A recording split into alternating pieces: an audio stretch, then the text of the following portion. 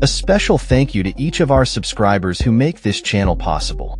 Here's today's story. In a significant development in U.S. politics, the House of Representatives is fast-tracking the One Big Beautiful Bill Act, which has already passed the Senate. This legislation, despite its catchy title, has raised eyebrows due to its staggering projected cost and potential environmental repercussions. Recent analyses suggest that the bill could add as much as $3.9 trillion to the federal deficit over the next decade, with an immediate impact of $270 billion expected next year alone.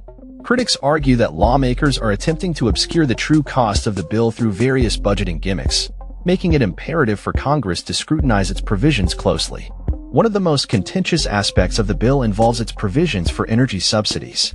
The Senate-passed version retains tax credits for advanced nuclear power, geothermal energy, batteries, and hydropower, which were originally established in the Inflation Reduction Act, IRA, and are set to phase down for projects beginning construction in 2034 and terminating in 2036.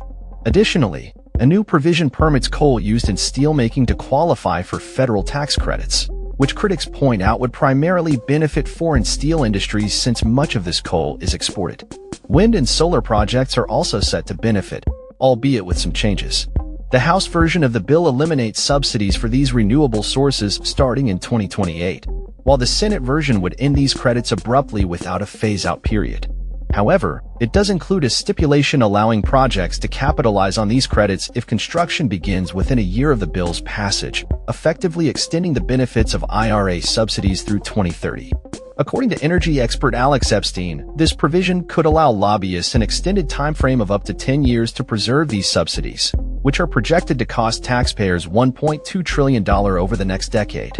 As the bill stands, the expected environmental benefits have diminished significantly. Deer Street Institute estimates a reduction in greenhouse gas emissions from the IRA at 1.8 billion metric tons, down from an original projection of 3.1 billion metric tons. Furthermore, the cost of carbon dioxide abatement has risen from $336 to $600 per metric ton, raising questions about the overall efficacy of the subsidies. Critics argue that the subsidies encourage inefficient technology deployment rather than promoting genuine emissions reductions. The bill, which reflects many provisions from former President Biden's climate legislation, does not eliminate government intervention in the energy sector entirely. Some members of Congress are reportedly prepared to vote against it, presenting an opportunity to remove these subsidies. If passed, American taxpayers may once again find themselves financing politically favored energy projects. The implications for the U.S. clean energy market are profound. Although some of the more detrimental provisions were stripped away during Senate negotiations, the current language still poses significant challenges to domestic solar manufacturing. The bill eliminates incentives for domestic and utility-scale solar power, as well as the clean electricity production credit, and removes the domestic content bonus, which encouraged the use of U.S.-made materials. This shift raises concerns about the long-term viability of American-made solar products, particularly as they are often more expensive than their Chinese counterparts. Rob Gardner, Vice President of Congressional and Regulatory Affairs for the Solar Energy Manufacturers for America Coalition, noted that while the bill maintains production tax credits for clean energy components, it creates uncertainty for long-term demand for U.S. products.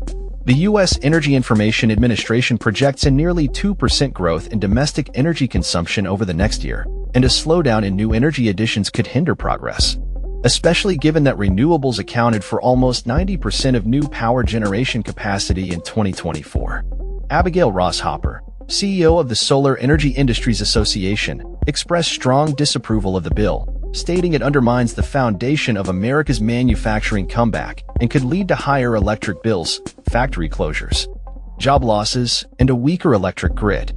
Jason Grumet, CEO of the American Clean Power Association, condemned the bill as a step backward for American energy policy, asserting it intentionally undermines one of the fastest-growing sources of electric power.